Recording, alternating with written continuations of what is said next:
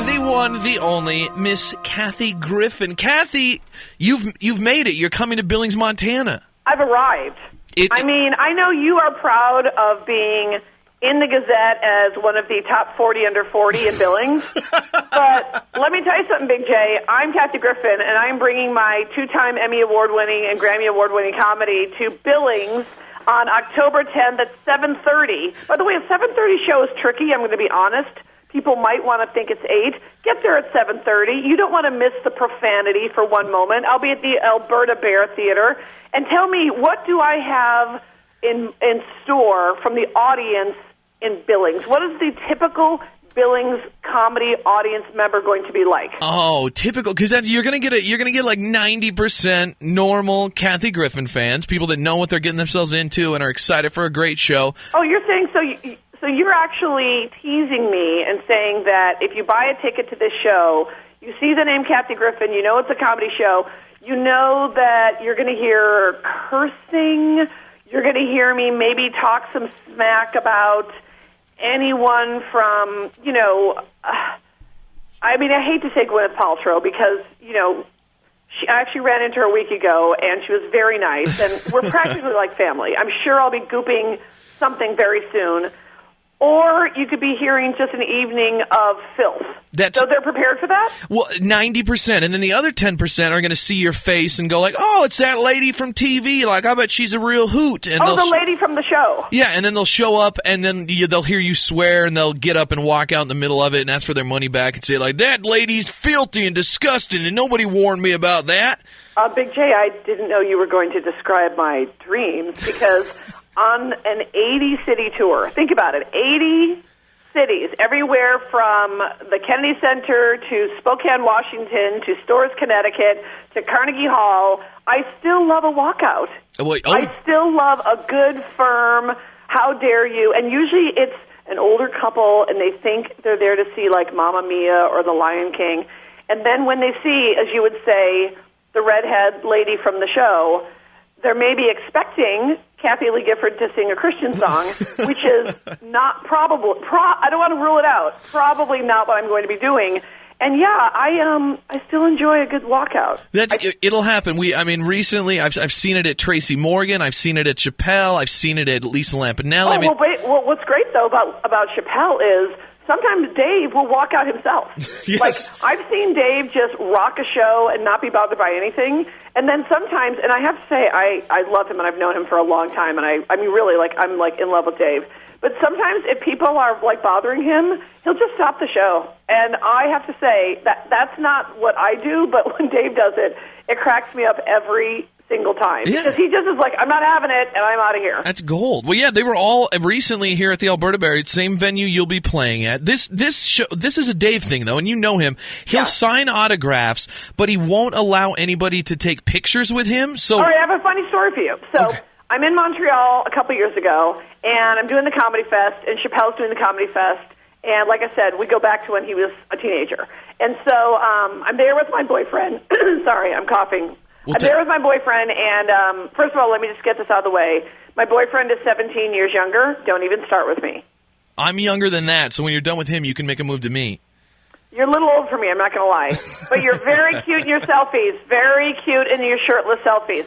So anyway, we go see Dave backstage, and I said, my boyfriend has, like, a bro crush on you. So not only did he take a lovely picture with my boyfriend, but then he accidentally started taking, like, a picture that didn't include Dave, but only include my boyfriend. And finally, I took his own phone. I go, David, you have pictures of my boyfriend in your phone, and in 2 years you're going to look at them and go, who is this blonde guy? So I hear what you're saying. He is selfie adverse. Yeah, I cannot say the same for you, my friend. Now, what's going on? I'm a little different than Dave. But I want you to tell Dave next time you see him. It doesn't work because all Facebook was filled with the day after here in Billings was people taking selfies of themselves with Dave Chappelle sitting like 2 seats away in the background. So like wait, is that really a selfie? It's like a half a selfie. Come on. Yeah, it's like your selfie and someone elsey in the background. I don't mind if someone elsey. Now, I will tell you that one of the stories I will be bringing to the Magic City is that I had an amazing encounter backstage at the Hollywood Bowl with the one and only Lady Gaga. Oh. And, of course, being a gay man myself, I identify as a gay man. Yes. In this day and age, you're allowed, I don't know if you heard, but Miley Cyrus has decided that she's pansexual, which is one even I haven't heard of. Does that just she's everything, kind of? No, she has a list. And so her thing is she believes in, like, basically having whatever relations she wants as long as it's not an animal, as long as the person is consulting, consenting adult. Of course, I couldn't say the same for Cosby, but, and she is open to men and women and people who are transitioning so I'm kind of bummed she beat me to the pansexual thing because I would have been all over that just for the publicity. Well, why do you have to put the restrictions like no animals and consenting adult on there? Well, you know what? Let's talk in a year and see how she feels. That's a good point. Just be a Miley. Just be a Miley. And so I had an amazing run-in backstage with the great Lady Gaga, and I, of course, wanted a picture with her and didn't know if I should ask, and it was the Hollywood Bowl. And by the way, Tony Bennett was right next to me, so there's that. Hello, legend. And then the lighting wasn't good, and Lady Gaga said to me, and I quote, "This isn't good lighting, girl. I wouldn't do you like that." And I thought that was very adorable and sassy. So I will be bringing to the Alberta Bear my personal run-ins, various and sundry, with these celebrities. And when I say celebrities, that can be a loose term. I might throw in a Kylie Jenner, is she hotter than Kim? An important debate right up there with the Republican debate. Very important debate issues that we're going to be talking about in Billings. Yeah, people need to know that about you too, Kathy, if they don't. That you run in some big circles. You had My Life on the D list. It went away because now you're way higher than the D list. You're at least C or B, maybe. I feel like right now I'm having a solid C moment. Yeah, so you're doing it big. You're hanging out with all these people, and that's what's great about your act is that the people that you hang around with know, or if they don't know, they won't be your friend anymore, but you talk about everything that happens in your life. I hope you don't think that I hold back when it comes to someone like Anderson Cooper. Exactly, which is what I was going to... That's one of my favorites because the two of you... I'm a weird CNN junkie for some reason. I am too. I watch CNN and MSNBC all day and all night. Yeah, it's so weird. And so, yeah, we are the same in that sense. But to see you and Anderson, like the way you fluster him every New Year's Eve is so amazing. More than the Pope. I would say that I can fluster Anderson Cooper far more than the Pope could. It's so perfect. I really want... And I know it seems like a marketing gimmick every year for CNN, like we're having her back. But I want to know... There's got to be a real debate behind the scenes about not having you back some year. Yes, I've been fired every year, fired and rehired. So typically what happens is Anderson doesn't really want to know what I have in mind for New Year's, and I think it's best he doesn't.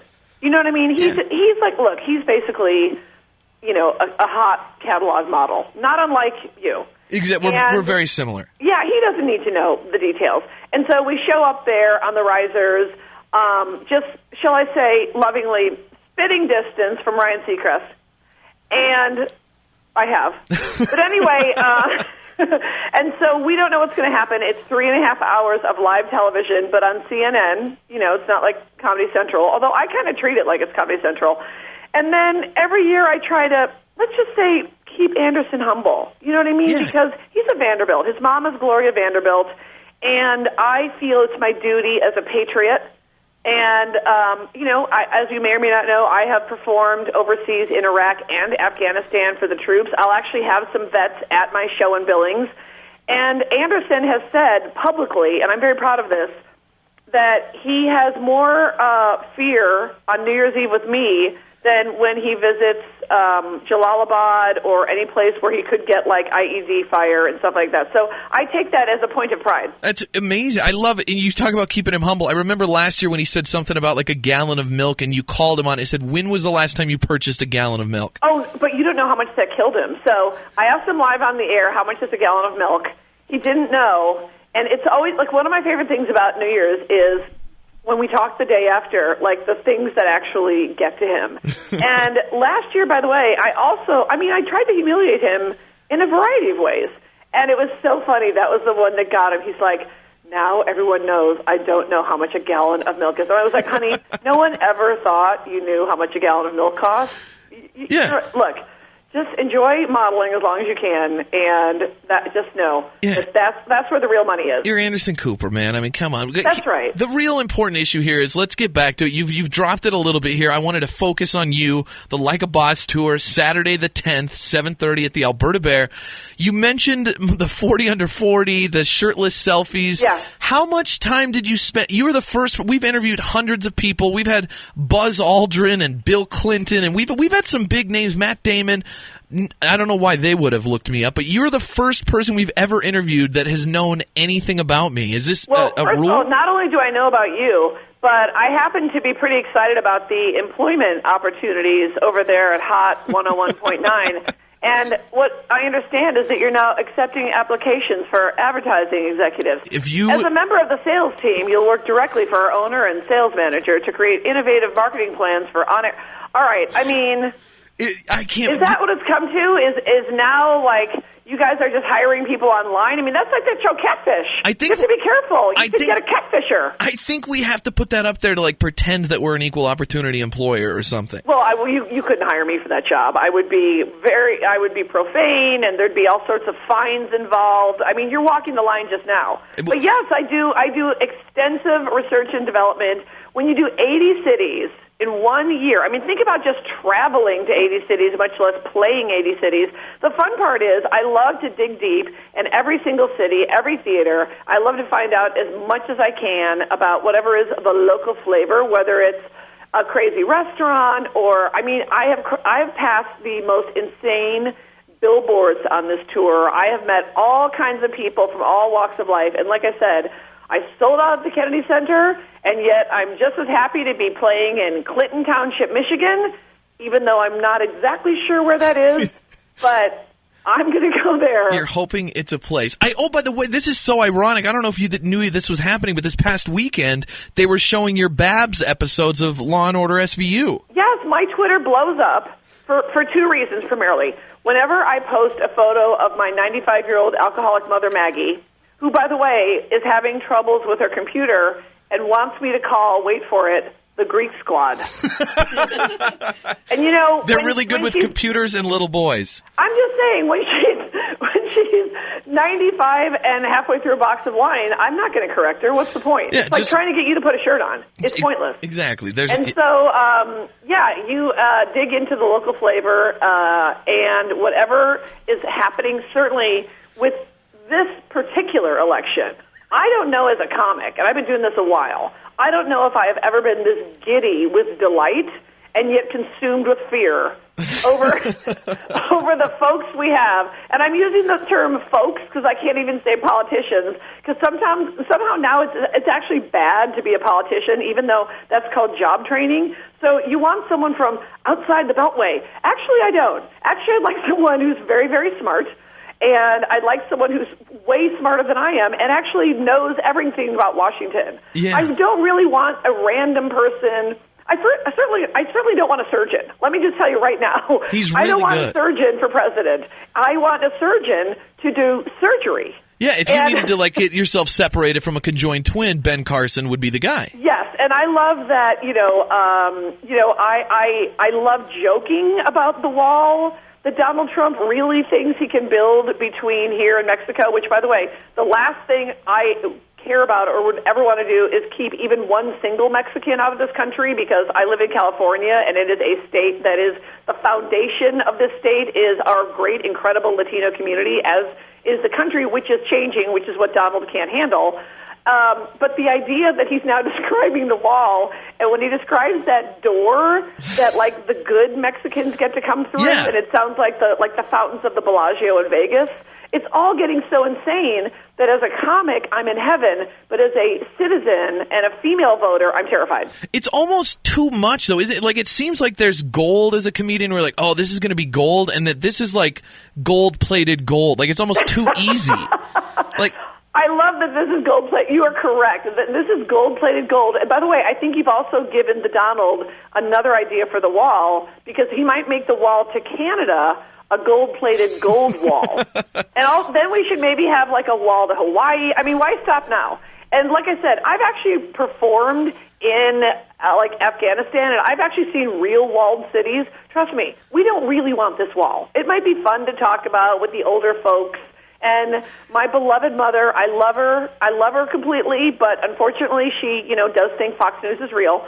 And so I guess she wants a wall. Although let me tell you, if you built a wall between her and her boxed wine, she would never vote for you. Yeah, that would be a problem. So it's like a conditional love. It's a conditional love. But yeah, it is a gift that keeps giving. The Republican lineup they kind of are like our new Kardashians. So you're trying to figure out which one of the candidates is Kylie, which one might be dating Tyga. I mean, the possibilities are limitless. So, yes, we're going to talk about all that stuff, but it is fun, and you have to love this on the radio. People are, for better or worse, people really are engaged this time. Yes. Every time there's a new, insane soundbite. Yeah, it's so cool. I love it too, but it's hard living here in Billings because we have such a mix. So it's like you get one guy that calls in and he's like, you know what, I think Hillary's doing a great job, and then everybody hates him for liking Hillary. And then if you criticize Donald at all, our app blows up with people mad that you're daring to criticize Donald. The whole Twitterverse. I mean, look, it's the same thing as a comic. I mean, prior to Twitter, one of the great things is I could do my act, and then people would have their feelings, and that was all there was to it. Now, you're right. You really, no matter what you say, you're going to get in trouble. So, trust me, I am an equal opportunity offender. I am happy to offend both parties. I don't mind offending a third party. This all is in fun. It's all grist for the mill, and I don't like that. Like, I have many friends that are Republicans, or they have different beliefs than I do. And I really feel like, I don't know, when I was a kid, I'm from a family where we all debated around the table and then had dessert. Mm-hmm. And by dessert, I mean like Twinkies. But anyway, I think that you're right, that we should all have fun with all of this. But at the end of the day, people shouldn't be going on Facebook and making Facebook enemies with their cousin because they don't agree of how they're going to vote, all that other stuff. So yeah. I love it. That's one of the great things, like I said. When you're playing 80 cities, and one of them is, Parkersburg, West Virginia, I get it, babe. I have been to the real America far more than Donald Trump. And so I have a few things to say about him, about the real America, because I've been there. But that is the fun part. That is what I love. Every show is different. It's very improvisational. And honestly, my show is at 7:30. I'm not really going to know what I'm going to say until about 7:20. That's good. I love the policy there. I want to know about this 7:30 start time. I've got a real issue. I'm going to just take up all my small issues with you. Yeah, I do too. I agree with you. I agree. It's a weird start time. Is this your call or your... No, it's never my call. It's always the theater or the promoter. And maybe people feel like it's a Saturday at 7:30. They can come see the Kathy Griffin 2 hours of hilarity, stand at the end, I'm just saying it happens sometimes. And then go get a drink. I don't know, maybe it can extend your evening. Well, now, but I will be honest, a 7:30 showtime does make me nervous because I have to make sure, like I keep saying, 7:30, 7:30, 7:30. Now that I know it's the theater, I can take it up with them. But I used to work at the Alberta Bear many years ago in high school, and everything was at 8. And I did theater, and everything was at 8. And I've done comedy, and everything was at 8. So are you saying for 1 second, because this would be my dream, you think I might be like a Mariah Carey diva type where I'm like, look, I'm Kathy Griffin. It's 7:30 or I'm not coming. I kind of thought that was the deal, yeah. Oh, yeah. I wish. You know what? I'm going to just go with that. You know what? Let me tell you why the show's at 7:30. Because I'm Kathy Griffin. Yeah, because I said so. I demand it, or else I'm not going to have my, oh, God, I don't drink. What's the fancy? Cristal. And I want my Cristal to be chilled in my dressing room, and I want Scissorp. I want Scissorp there also. You need that. That. Let's talk about, you don't drink, which for some people I've never had a drink in my life. Yes. How about that? So you don't drink. I'm assuming you're not going to be open about drug use and stuff. What do you do? Like, it seems like life's so boring. First of all, here's the thing. I come from a family that, how can I say this? Let's just say I think they've done enough drinking for me. Yeah. So I'm the only person in my family. Honey, my mom was the youngest of 16, all right? Hello, Irish Catholic history. So let's just say I feel the Griffin family has really taken care of that. And if there's just one Griffin named Kathy who doesn't drink, trust me, they made up for lost time. The other thing is, I never, as you can tell, I never needed what they call liquid courage. The last thing you want is for me to loosen up more. I'm trying to loosen up less. So the last thing I want to do is, like, you know, I don't have one moment where I'm shy, so I never need that, like, sorry, I'm actually getting call waiting. I never need that drink to get going. We took too long. Are we cutting into your day? Is that your boyfriend? Yeah, yes, we are, but I really am getting call waiting. All right, I have to go. Oh, Kathy, it has been such a pleasure. It's been my pleasure. I cannot wait to see your show, the Like a Boss Tour. Kathy Griffin, she's here in person. Set the special showtime at 7:30, Alberta Bear Theater, Saturday, October 10th. And hey, like I said, Kathy, if things go wrong between you and the boyfriend between now and then, I'm 40 under 40. I'm keeping an open mind. I'm just saying, yes. All right. We're on the same wavelength. I'm just being Miley. We can't wait to see you, Kathy. Thanks so much for taking the time for us. Thank you. Bye, Big J. The Big J Show. Weekday mornings from 6 till 10 on Billings' #1 hit music station, Hot 101.9.